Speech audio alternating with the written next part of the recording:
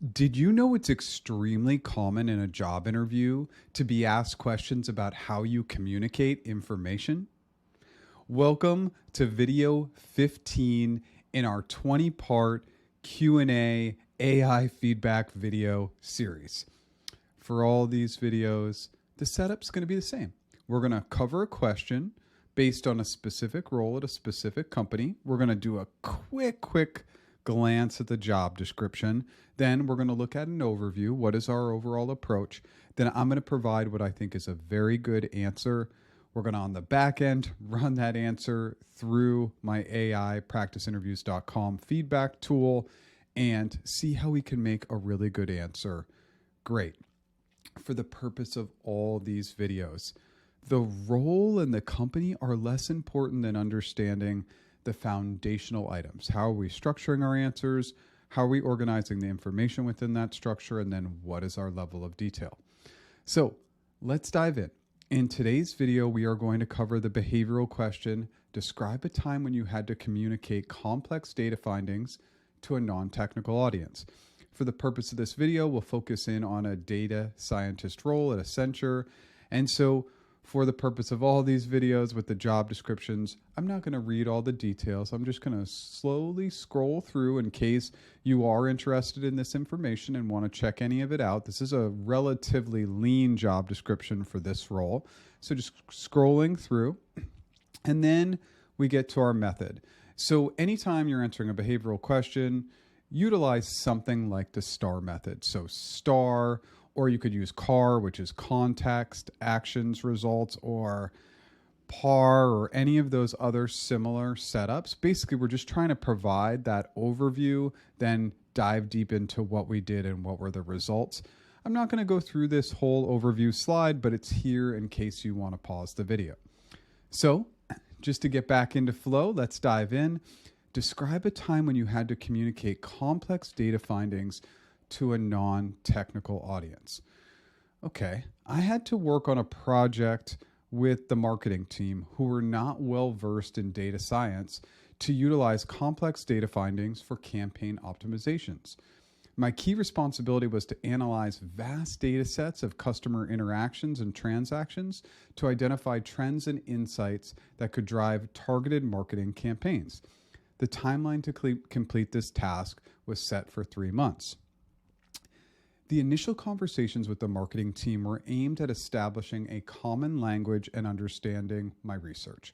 This was done by conducting workshops where we introduced basic data science concepts and how they would be applied to market strategies, ensuring that the team felt included and informed throughout the process.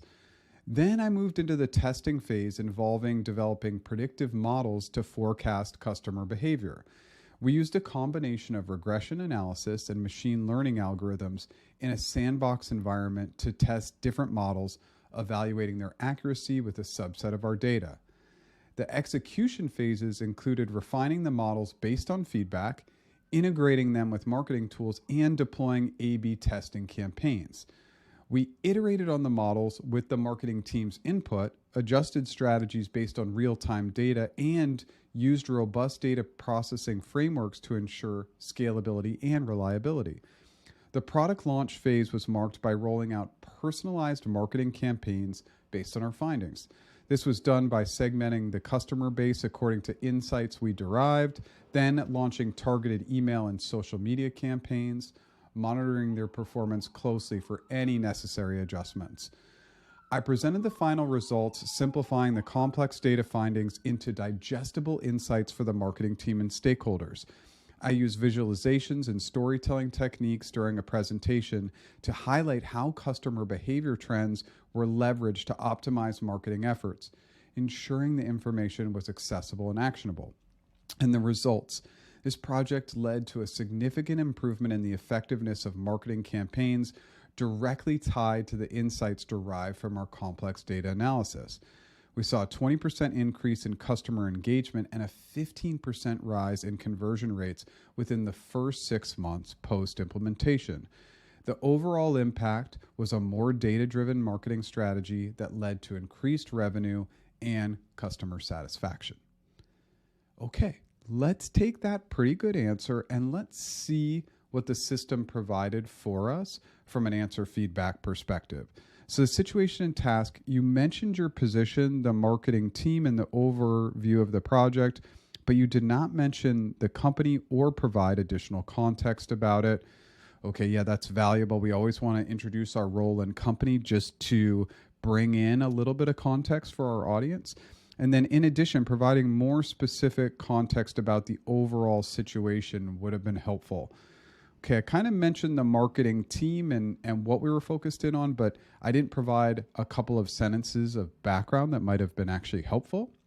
Okay, your actions did not outline the initial planning before you spoke with the marketing team, critical actions you likely took as a data scientist. Okay, so absolutely in any interview answer, we want to include that initial research, that planning. Oftentimes that data is really critical. And don't forget to include documentation in your actions as well. Oftentimes when we have these significant accomplishments, we want to bring in that documentation piece. So that was missed too.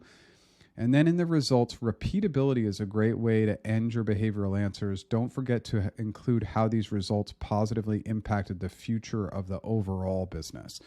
Okay, so I mentioned the 6 months post implementation, but we probably wanted to dive a little bit deeper into what was the overall long-term impact.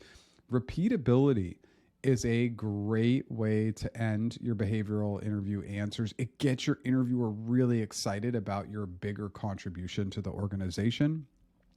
And as always, I always bring my trusty overview slide back in here so you can see we missed stating the role and company.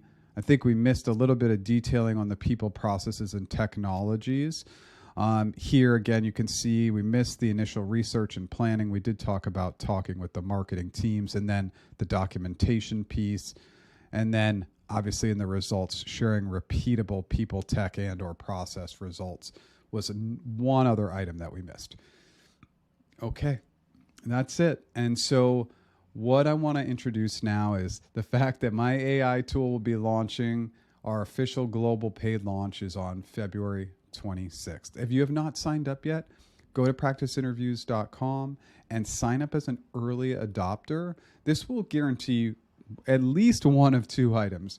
One, you'll be offered a discount once we go to the paid launch, coming up really, really soon. And secondarily, we are letting some early adopters onto the platform to test it for free and provide user feedback if they like.